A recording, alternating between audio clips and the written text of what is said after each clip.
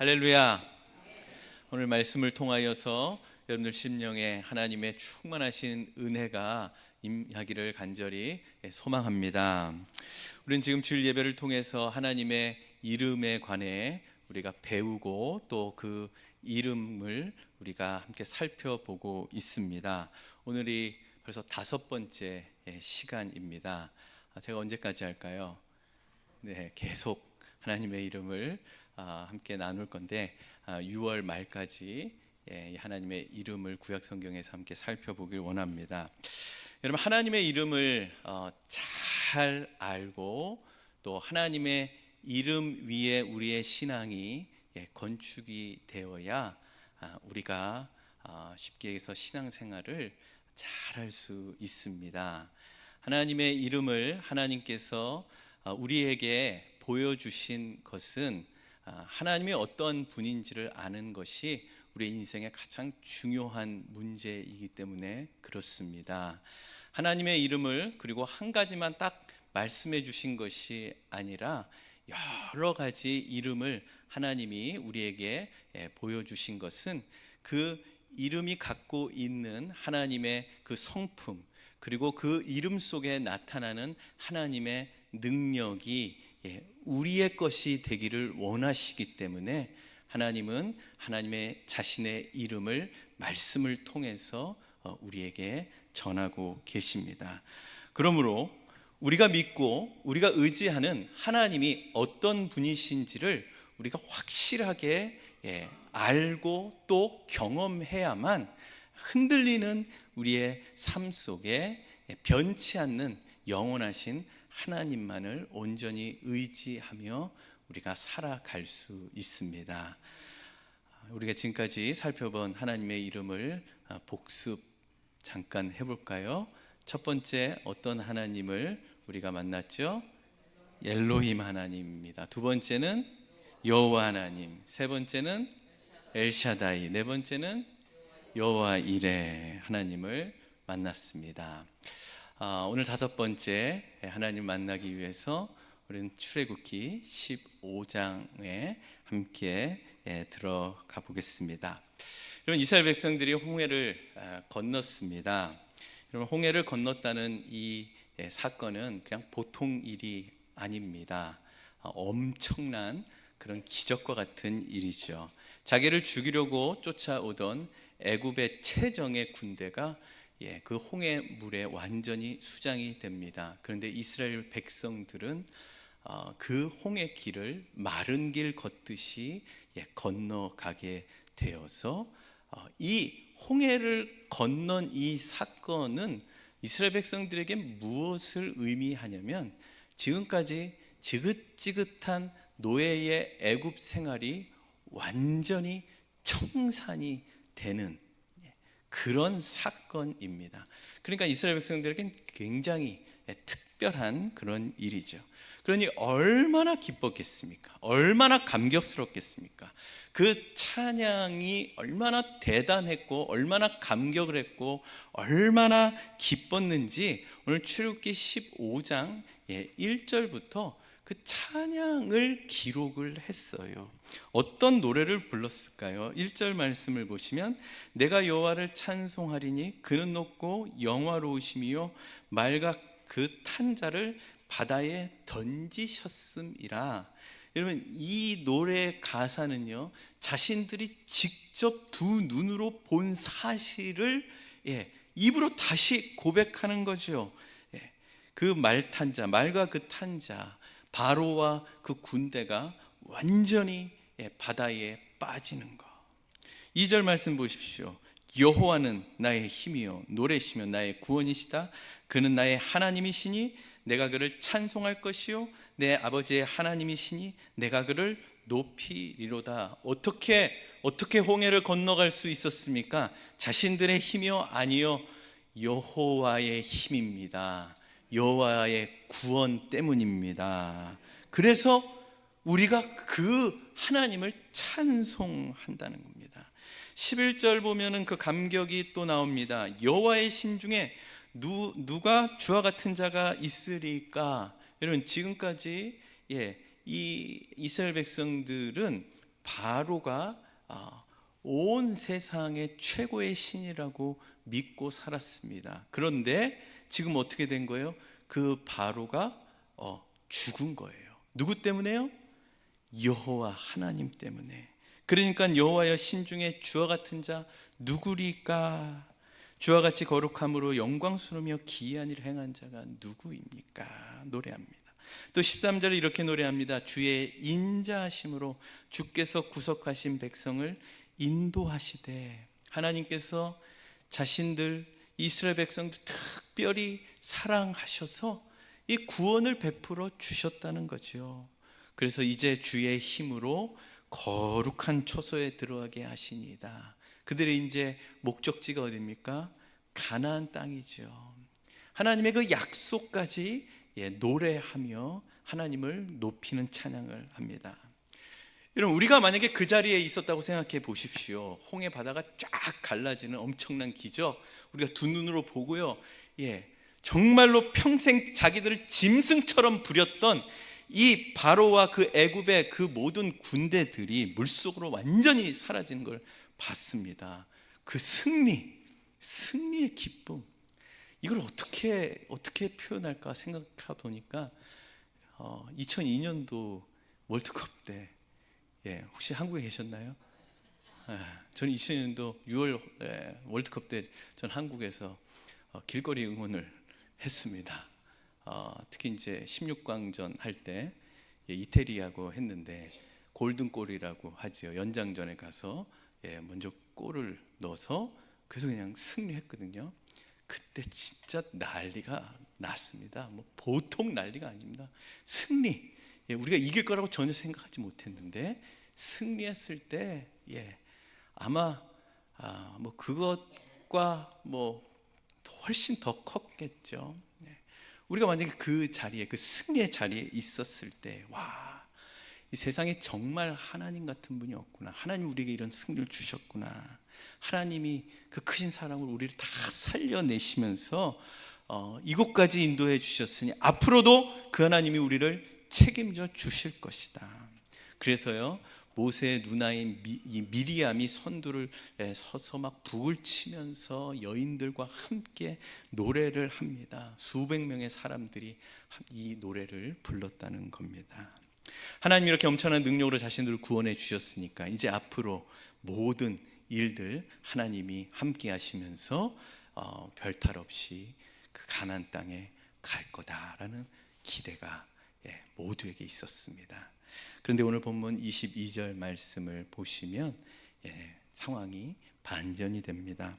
모세의 인도를 따라 그들이 처음 이제 발을 들인 곳은 푸른 초장이 아니라 수루 광야라고 성경은 기록하지요. 여러분들의 이해를 돕기 위해서 이스라엘 백성들이 걸었던 광야를 제가 사진 몇 개 준비했습니다. 보여주십시오. 이러한 광야입니다. 넘겨주시고, 또 넘겨주십시오. 그들이 걸으면서 보이는 것은 저런 것밖에 없습니다. 모래, 자갈, 바위, 뭐 나무들이 거의 없지요. 아주 메마른 땅입니다. 이스라엘 백성들이 이 메마른 광야를 걷기 시작하는데 오늘 본문에 3일을 걸었다 그래요. 그런데 문제가 있죠. 어떤 문제요? 물이 없었어요. 여러분, 이스라엘 백성들이 성인 남녀만 있는 것이 아니죠. 아이들도 있었고 노인들도 있었고, 그리고 애굽에서 나올 때 같이 데리고 나온 수많은 가축대들도 있었습니다. 여러분, 이 뜨거운 태양 아래서 물 하루만 못 먹는다고 생각해 보세요. 어떠겠어요? 갈증이 타겠죠. 목말라서.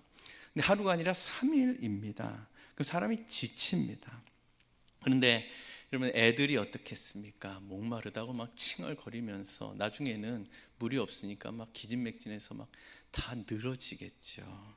사람이고 동물이고 물 없으면 죽습니다. 그러니까 3일 동안 물을 먹지 못했다는 것은 곧 지금 이스라엘 백성들이 사느냐 죽느냐의 이 기로에 놓여 있었다고 우리가 충분히 짐작할 수 있습니다. 그런데 3일째 되던 날 천만다행으로 물을 발견을 합니다. 물이다 하니까 사람들이 막 미친 듯이 달려가서 물을 막 먹겠지요. 그런데 먹자마자 물을 다 토해냅니다. 왜요?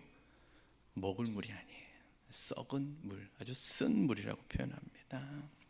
3일 동안 이 물을 못 찾다가 물을 발견했는데 그 물이 먹지를 못해요. 어땠을까요? 완전히 좌절되고 절망이 되겠죠. 그랬더니 백성들이 폭발을 합니다. 오늘 본문에서는 그 폭발하는 이 이스라엘 백성들이 어떤 말을 하냐면 모세에게 우리가 무엇을 마실까라는 말로 이야기해요. 이 말은요, 모세를 향한, 그리고 자신들 애굽에서 이 인도해낸 하나님을 향한 분노입니다. 여기는 어떤 의미가 들어있냐면, 그렇게 대단한 기적을 우리에게 보여줘서 구원을 해놨는데 3일 동안 물 없이 우리를 이 광야에서 죽게 만들려고 애굽에서 우리를 데리고 나왔냐? 이거예요. 백성들이 막 폭동을 일으킬 것 같은 그런 분위기가 생겼습니다. 그때 모세는 하나님 앞에 살려달라고 부르짖습니다. 그때 하나님이 모세에게 아주 특별한 처방을 내리십니다. 어떤 처방인가요? 하늘에서 비가 막 쏟아지고 반석에서 물이 터져 나오고 그런 처방이 아니라 한 나무, 마른 나무 하나를 지목하시더니 그 나무를 꺾어다가 그 물에다가 던지라고 하십니다. 그랬더니 도저히 마실 수 없는 쓴 물이 단물이 됩니다. 백성들은 이제 그 단물을 먹으며 갈증을 해소하면서 죽음의 위기에서 벗어나게 되죠. 저는 이 부분에서 이스라엘 백성들이 또 기적을 체험했잖아요.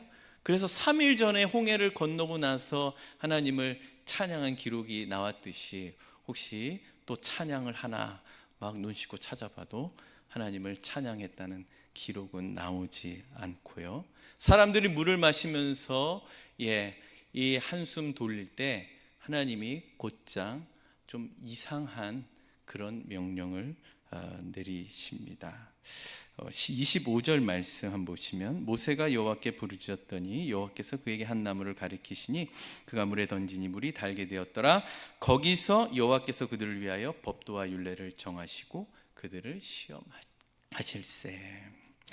여러분 좀 이상하다고 느껴지지 않습니까? 3일 동안 물을 마시지 못해서 죽어가던 이 백성들에게 하나님 물을 주세요. 근데 물을 주시고 나서는 갑자기 법도와 율례를 정하신다는 거예요. 그러니까 지켜야 될 규칙을 정하셨다는 거예요. 그리고 나서 그들을 시험하셨다, 이런 말씀하세요. 여러분 왜 그러셨을까요? 하나님은 지금 이스라엘 백성들의 그 목마름이라는 그런 육체적인 그런 문제로만 지금 보고 계신 게 아니라는 것을 알 수 있습니다. 이스라엘은 400년 동안 노예 생활을 했어요. 근데 지금은 노예요, 아니에요? 아니죠. 자유를 얻었습니다. 그러니까 몸은 자유인이 됐어요. 그런데 그들의 머리, 그들이 생각하는 가치관, 그들의 모든 생활 습관 패턴은 여전히 애굽의 방식, 노예의 근성으로 찌들어져 있었습니다. 노예 방식, 이 애굽의 방식, 노예 근성이 뭐예요?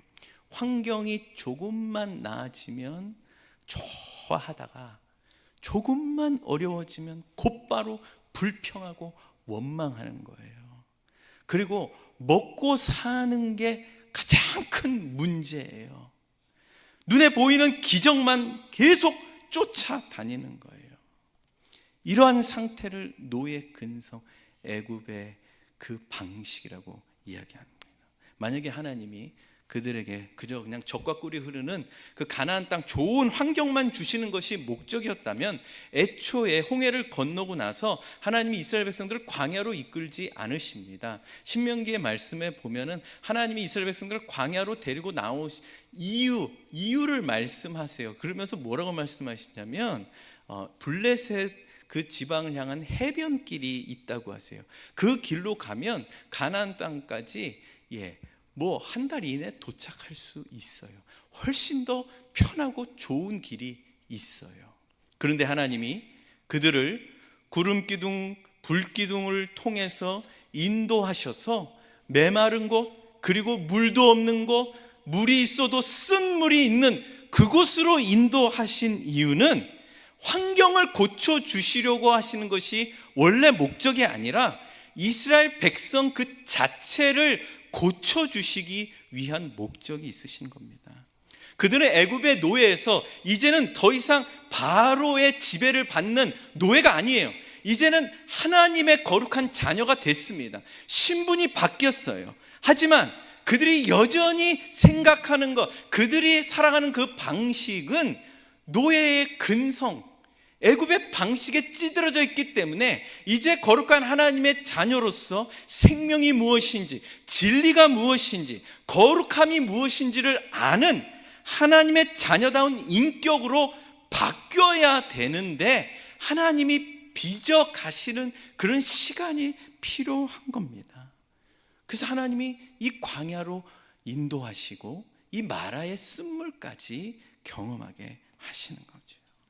그래서 그들에게 하나님의 백성으로서 이제 어떻게 살아야 되는지 법도와 율례를 주시고, 그래서 그 하나님의 말씀 가운데 정말로 하나님만을 나의 진정한 주인으로 모시고 사는지, 그 순종하는지 시험하시기 위해 이 광야 학교로 그들을 부르신 겁니다. 이런 하나님의 속마음이 26절에 그대로 드러나요. 우리 함께 26절 읽어볼까요? 시작. 이르시되 너희가 너희 하나님 나 여호와의 말을 들어 순종하고 내가 보기에 의를 행하며 내 계명에 귀를 기울이며 내 모든 규례를 지키면 내가 애굽 사람에게 내린 모든 질병 중 하나도 너희에게 내리지 아니하리니 나는 너희를 치료하는 여호와임이라. 아멘. 여기 하나님의 이름이 등장해요. 나는 너희를 치료하는 여호와라. 여호와 라파, 치료하는 하나님. 그래서 라파라는 히브리 단어는 이런 뜻을 가지고 있습니다. 찢어진 것을 꿰매다, 그리고 고장난 것을 수리하다, 그리고 망가진 것을 원래 온전한 상태로 회복시키다. 이게 라파라는 뜻입니다. 근데 지금 하나님이 무엇을 치료하시겠다는 거예요? 26절에 보면 애굽 사람에게 내린 모든 질병을 내리지 않겠다라고 약속을 하셔요.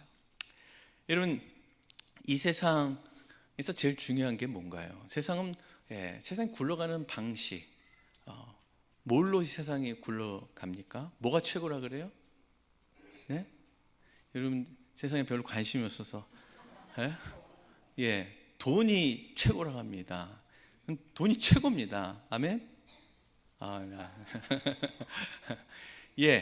돈만 있으면 내가 지금 이 고생 안 하지. 돈만 있으면 내가 지금 이 무시를 안 당하지. 돈만 있으면.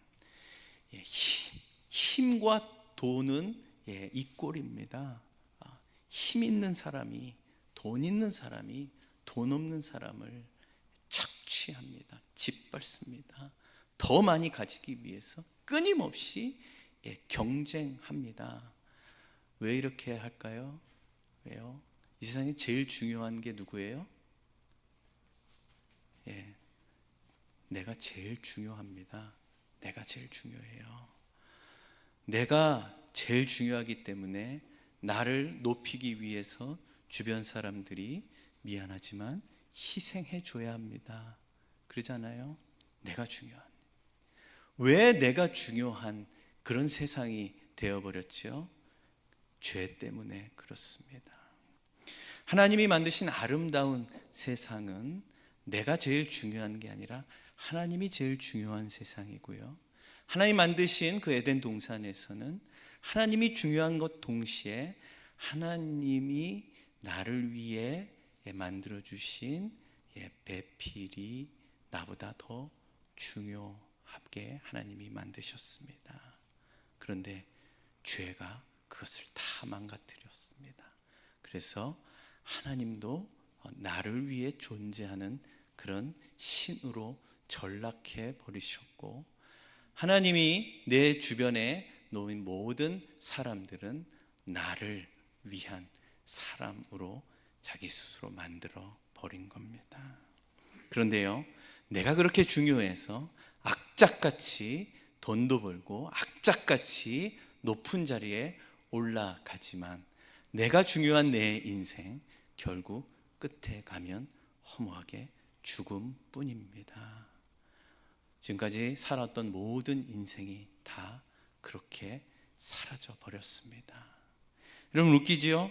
내가 제일 중요한 세상, 내가 죽으면 안 됩니다. 그래서 남까지 죽입니다. 그럼에도 불구하고 결국 허무하게 자기는 죽어버립니다. 이 운명을 스스로 바꿀 수가 없습니다. 이 상태가 바로 애굽의 질병입니다.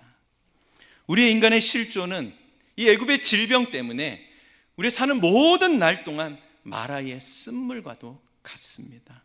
죄와 사망에 다 오염이 되어서 스스로의 힘으로는 도저히 살아낼 수 없는 이 쓴물과 같은 인생을 살아가고 있습니다.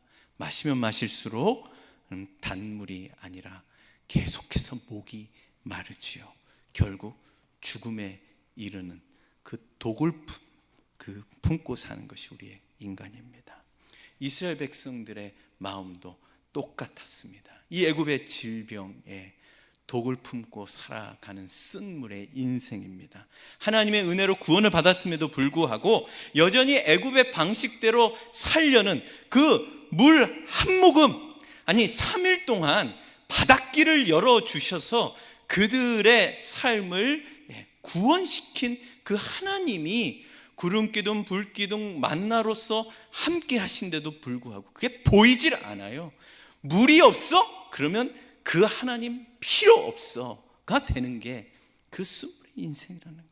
나밖에 모르는 그 병든 마음, 그런 마음을 향한 하나님이 지금 그들에게 이렇게 말씀하시는 겁니다. 나는 너희에게 너희 입맛에 맞게 환경이나 상황을 바꿔주는 그런 신이 아니라 너희 안에 깊이 뿌리 박힌 그 애굽의 질병, 너밖에 모르는 그 질병, 그 애굽의 찌꺼기를 내가 다 뜯어내고 너의 그 망가진 영혼을 꿰매어서 완전히 새롭게 하는 여호와 라파로 내가 너희에게 존재하는 것이다.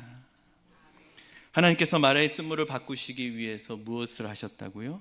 모세에게 한 나무를 보여주시고 그 나무를 물에 던지게 하셔서 쓴물이 단물로 변화됐습니다. 무엇을 의미할까요? 여러분, 쓴물 같은 우리의 인생 한가운데로 하나님이 나무 하나를 던지신 거예요. 그 나무가 바로 예수 그리스도의 십자가입니다. 죄가 전혀 없으신 독생자 예수 그리스도께서 우리가 달려야 될 그 저주의 나무에 홀로 달리셨습니다. 우리가 십자가 위에서 마셔야 될 그 죽음의 쓴 잔을 예수님이 홀로 다 마셔버리셨습니다. 예수님이 우리 대신 나무에 달리시고 그 쓴 물을 드셔서 죽음을 맞이하셨죠. 하지만 예수님의 그 죽음으로 말미암아 우리가 영원한 생명의 단물을 마시게 되었습니다. 할렐루야. 이것이 우리에게 복음입니다. 하나님은 예수 그리스도의 십자가를 통하여서 세상의 정욕과 죄의 병들어 파멸로 향하던 우리를 완전히 고쳐주셨습니다. 찢어지고 망가진 우리의 그 영혼을 십자가의 보혈로 완전히 새롭게 창조하셔서 광야에서 약속하셨던 이 여호와 라파의 하나님이 예수 그리스도의 십자가에서 온전히 성취가 된 것입니다. 여러분, 그렇다면 십자가의 놀라운 은혜로 이렇게 영혼의 고침을 받은 우리는 이제 앞으로 어떻게 살아야 될까요? 아까 본문 25절에 살펴봤던 장면을 다시 한번 생각해 보십시오. 마라의 쓴물이 단물로 변하는 엄청난 기적을 베풀어 주신 직후에 하나님이 뭐라고 말씀하십니까? 그냥 상황을 종료시킨 것이 아니라 백성들에게 지켜야 될 법도와 율례를 주셨다 그래요. 여러분, 지금 이때는요, 아직 시내산에 도달하지 않을 때입니다. 그러니까 시내산에서 십계명을 받거든요. 그 십계명 받기 전의 말씀입니다. 애굽에 있을 때 하나님이 이스라엘 백성들이 찾아가셔서 너희가 나한테 순종 잘하고 내 마음에 들면 그 애굽에서 건져줄게 라고 조건을 달지 않으셨습니다. 애굽에서 건질 때, 또한 홍해를 건너게 하실 때 전적으로 하나님의 은혜를 베풀어 주셨습니다. 이스라엘 백성들이 한 게 아무것도 없어요. 그냥 일방적인 은혜를 받았습니다. 그런데 이제 홍해를 건너서 하나님의 백성이 되니까 비로소 하나님이 말씀에 순종할 것을 요구하신 거예요. 구원받기 위해서 순종하는 것이 아니라 구원받은 백성답게 거룩해지기 위해 하나님은 말씀을 주시면서 이제 애굽의 그 노예 근성과 애굽의 그 모든 방식 하나하나를 다 떨쳐 버리는 그 훈련을 시키시는 거예요. 우리가 예수님의 십자가 은혜로 이제 구원을 받았다면 이제 우리에게도 아직까지 남아 있는 애굽의 그 방식, 세상의 방식, 고집, 그것을 우리는 점점점 다 버려야 합니다. 어떻게 해요? 하나님의 말씀에 순종함으로써. 왜 우리가 이렇게 해야 됩니까? 여호와 라파 하나님께서 예수님을 십자가를 통해 우리의 병든 마음을 치료해 주셨기 때문입니다. 이게 너무나 중요한 이유는 이 병든 마음으로는 하나님을 찾으려 하지도 않고요, 하나님이 나의 주인이란 생각조차도 못하고요, 말씀을 주셔도 순종할 의향조차 없고 말씀에 순종할 능력도 제공받지 못합니다. 그래서 예수를 믿어야 되는 거예요. 예수를 믿어야 하나님을 아버지라 부르고 말씀에 순종해서 거룩한 자녀가 될 수 있는 겁니다. 말씀에 순종해야 이제 구원받은 자로서 우리의 삶 속에서 여호와 라파 하나님이 나를 어떻게, 이 병든 마음을 어떻게 치료해 가시는지를 경험할 수 있게 됩니다. 그래서 하나님은 우리에게 말씀을 주신 거예요. 이렇게 25장의 이 이야기는 근데 이 마라에서 끝나지 않고요, 마지막 27절에 보면 하나님은 이스라엘 백성들을 마라로 지나 이제 엘림이라는 곳에 도달하게 하십니다. 엘림은 정말 오아시스입니다. 성경에 보면 맑은 샘물 12개가 있고요, 그리고 시원한 그늘을 만들어주는 종려나무가 70그루가 있다고 소개합니다.